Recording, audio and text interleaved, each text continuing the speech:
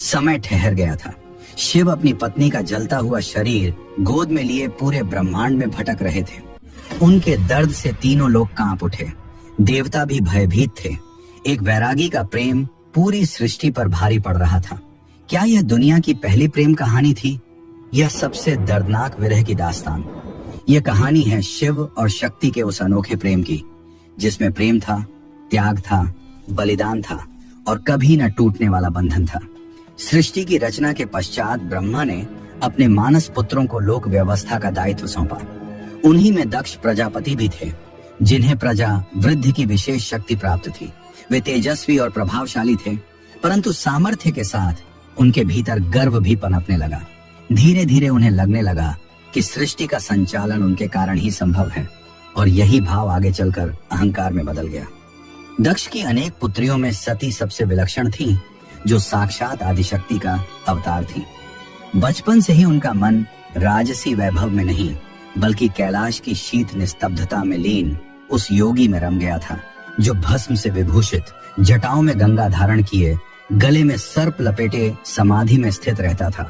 वही थे भगवान शिव। संसार जिन्हें अघोरी कहकर दूर रहता था, सती उन्हें परम ब्रह्म का साक्षात रूप मानती थी। समय के साथ उनकी भक्ति गहन प्रेम में परिवर्तित हुई और उन्होंने निश्चय कर लिया कि वे शिव को ही पति रूप में प्राप्त करेंगे। जब सती विवाह योग्य हुई, दक्ष ने एक भव्य स्वयंवर का आयोजन किया। देवता, राशि और राजाओं से सभा भरी थी, परंतु शिव को आमंत्रण नहीं भेजा गया। सती का हृदय व्याकुल हो उठा। उन्होंने मन ही मन शिव का ध्यान किया। उनकी निष्कलुष भक्ति से प्रसन्न होकर शिव स्वयं उस सभा में प्रकट हुए। सती ने निर्भीक होकर उनके गले में वरमाला डाल दी।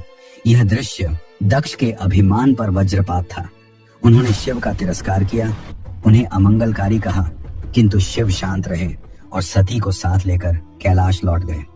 कैलाश पर उनका जीवन वैराग्य, साधना और शांति से भरा था, परंतु सती के हृदय में पिता के व्यवहार की पीड़ा कहीं गहराई में बनी रही।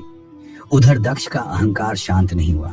उन्होंने एक विशाल यज्ञ का आयोजन, जिसमें समस्त देवताओं और ऋषियों को आमंत्रित किया गया, परंतु जानबूझकर शिव और सती को वंचित रखा गया। ये केवल विस्मरण नहीं था, बल्कि अपमान का सुनियोजित प्रयास था। जब सती को यह ज्ञात हुआ, उनके मन में द्वंद्व उत्पन्न हुआ। एक ओर पिता का घर, दूसरी ओर पति का सम्मान। उन्होंने शिव से यज्ञ में जाने की अनुमति मांगी।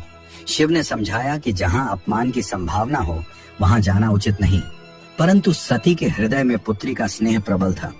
अंततः शिव ने अनुमति दी, किंतु सावधान रहने को कहा। यज्ञ स्थल पर सती ने देखा कि वहां शिव के लिए न आसन था, न अर्घ्य, न सम्मान। दक्ष ने सबके सामने शिव के लिए कटु वचन कहे। यह अपमान सती के लिए असहनीय था।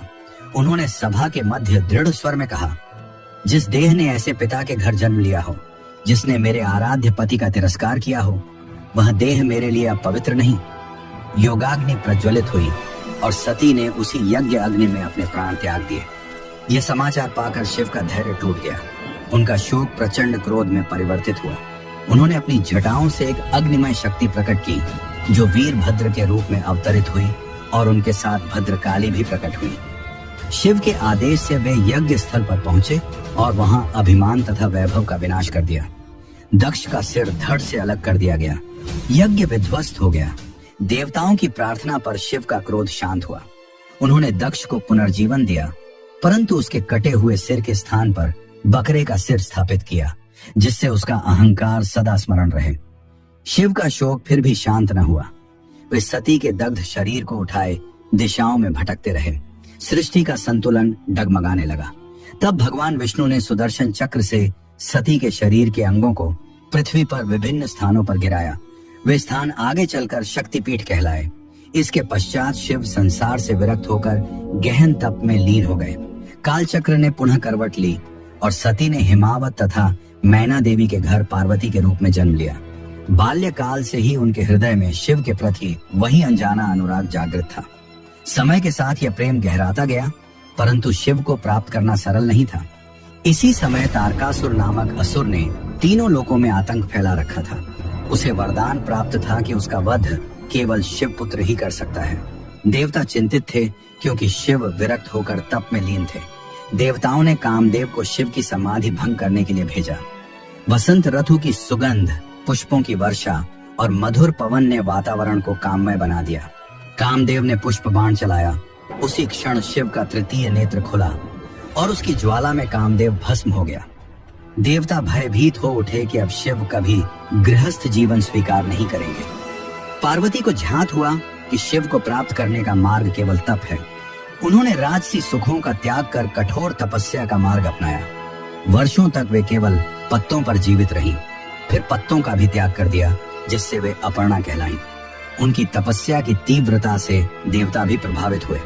अंततः शिव पार्वती की निष्ठा और तपस्या से अत्यंत प्रसन्न हुए और उनकी परीक्षा लेने का निश्चय किया। वे एक वृद्ध ब्राह्मण का रूप धारण कर पार्वती के समक्ष प्रकट हुए और शिव की निंदा करने लगे।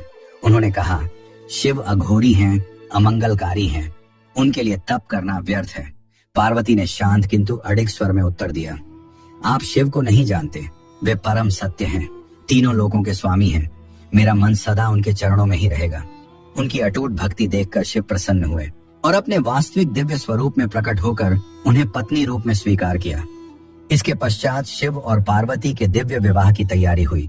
देवता, आर्षि और गंधर्व सभी उस अद्भुत विवाह के साक्षी बने। भूत प्रेत और गणों से सुसज्जित शिव की अनोखी बारात हिमालय पहुंची।